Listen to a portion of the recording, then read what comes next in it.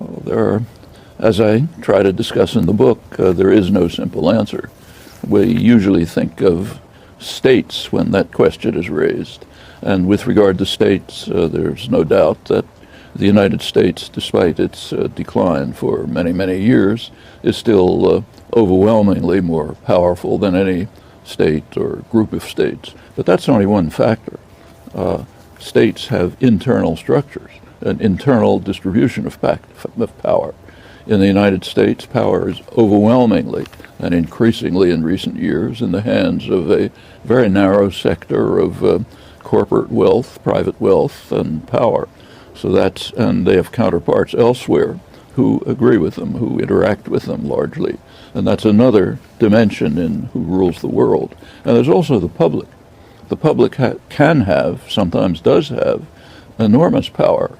We can go back to David Hume, first major modern work on political philosophy, Foundations of the Theory of Government, pointed out that force is on the side of the governed. Those who are governed have the force if they are willing to and eager to and recognize the possibility to exercise it. Sometimes they do. That's a major force in who rules the world. I mean, China plays a very important role in the world, undoubtedly. If you take a look at, say, per capita income, it's far behind the United States and other developed states. It has enormous internal problems, demographic, ecological, resources, and so on. It's undoubtedly going to play an important, in military terms, it's not even a fraction of the United States and Western powers. So it's, yes, and economically it's significant, but bear in mind that a good deal of Chinese production is actually foreign owned. Apple, world's major corporation, happens to produce in China largely, but that's U.S. production, which happens to use Chinese facilities, labor, and other facilities. So China is a growing, developing power in some domains. In fact, it's gone quite far, even in high technology industry. So, for example, in production of solar panels, China's in the lead, not just in mass production, but also in innovation and high-tech development. And all of this is significant, but is by no means a power on the scale of the United States. In fact, take a look at the confrontations between China and the United States now. There are serious confrontations. Are they in the Caribbean? Are they off the coast of California? No. They're in waters around China where China and others have territorial claims. That's a symbolic reflection of the nature of state power. How I describe Russia? Authoritarian, brutal, harsh, carrying out ugly actions in its own region. The United States, on the other hand, carries out such actions all over the world. In fact, again, look at there are serious confrontations between Russia and the United States. And once again, are they on the Mexican border, the Canadian border? No, they're on the Russian border. In fact, right at the point of the traditional invasion route through which Russia has been virtually destroyed several times in the past century, also earlier history.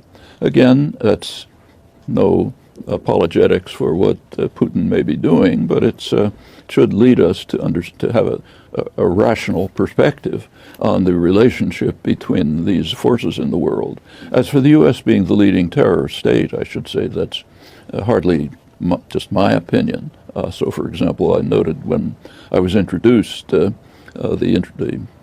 person who introduced me said that I regard the United States as the gravest threat to world peace. That's not exactly, it's a little misrepresents the situation. There are international polls run by the leading U.S.